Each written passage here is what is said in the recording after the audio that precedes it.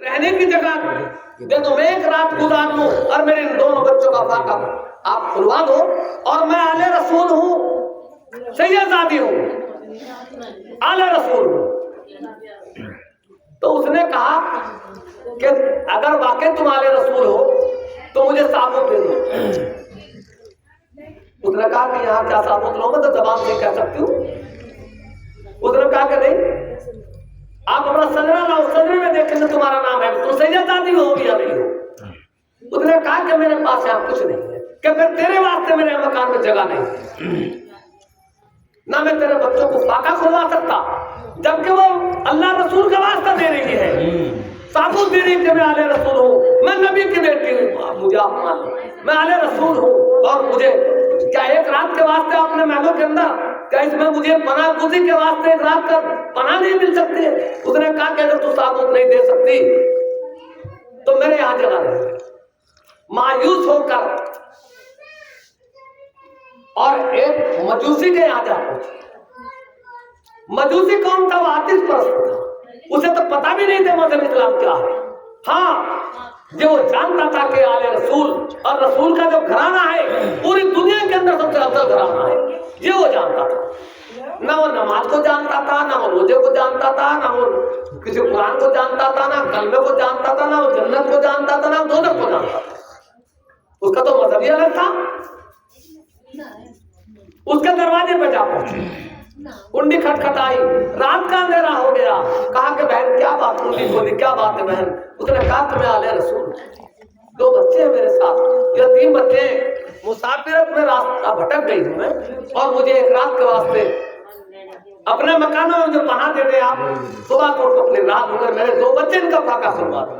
جب اس نے آل رسول کا نام سنا، حضرات محترم، جب آل رسول کا نام سنا، سنتے ہی قدموں پہ گر گیا اور دھار دے کر رونا شروع کر دیا۔ کہا کہ بہن تو ایک دن کی بات کرتی ہے، تم آل رسول ہو، میں پوری زندگی کا ذمہ لے رہا ہوں، میرے گھر کے اندر آپ کے قدم تو آ جائے۔ بے شک حق بات ہے، حق، سبحان اللہ، سبحان گھر کے اندر اللہ۔ جیسے اسے خدمت ہو سکی بچوں کی، اب ان کا بچھونا کیا، کھانا کھلایا، سب کچھ کر دیا، پڑھ کے سو جاتا ہے وہ مجوسی بھی جو آتش پرست تھا، وہ جو مسلمانوں کا ٹھیکیدار تھا، وہی پڑھ کے سو گیا۔ جب رات کو پڑھ کے سو گیا تو کیسے چلتی ہے، خواب میں دیکھتا ہے کہ نبی کریم صلی اللہ علیہ وسلم جنت کے دروازے پر کھڑے ہیں۔ نبی کریم صلی اللہ علیہ وسلم جنت کے دروازے پر کھڑے ہیں اور انہیں بلا رہے ہیں، اس مجوسی کو اور بچوں کو اور اس عورت کو۔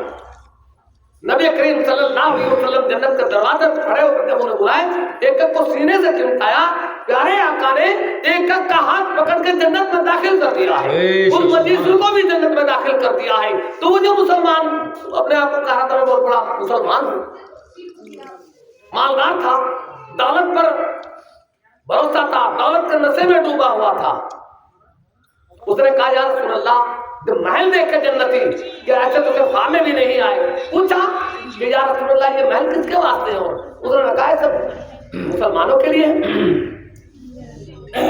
یہ جنتی محل ہے۔ کہا کہ یا رسول اللہ میں بھی ایک مسلمان ہوں، ایک محل مجھے بھی دے دیجئے۔ کہا کہ تم نے مسلمان ہونے کا ثابوت دے دے۔ بے شک حق بات ہے۔ میرے آقا رحمت عالم نے سوال کیا تو میں مسلمان ہونے کا ثابوت پیش کر دے۔ میری بیٹی تجھے سوال کرتی ہے میں آل رسول ہوں، تو ایک ٹائم کا کھانا کھلانے کی وجہ سے ایک 2 بچوں کا فاقہ کھلوانے کا اس نے میرا واسطہ دیا ہے، اور تو اتنا ایسا مسلمان ہے، ایسا مسلمان ہے، اپنا ثابوت پیش کر دے جنت میں تجھے بھی دے دوں۔ اسے وہاں سے لعنت دے کر نبی نے بھگا دیا ہے۔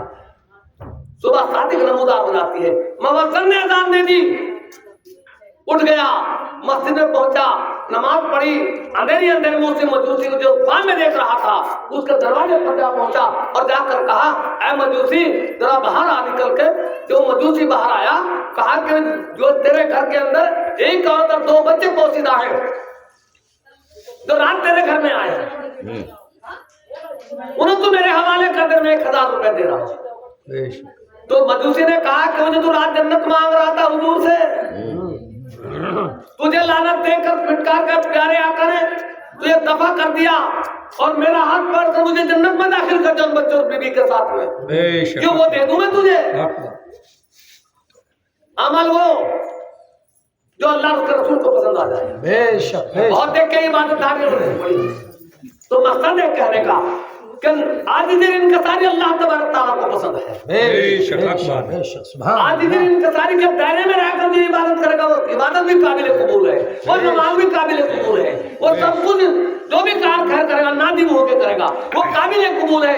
اگر تکبر میں آگے کر رہا چاہے رات دن چاہے گھوڑے اٹھاتا ہو کچھ نہیں ہوتا. بے شک بڑی ضروری ہے. اللهم صل على سيدنا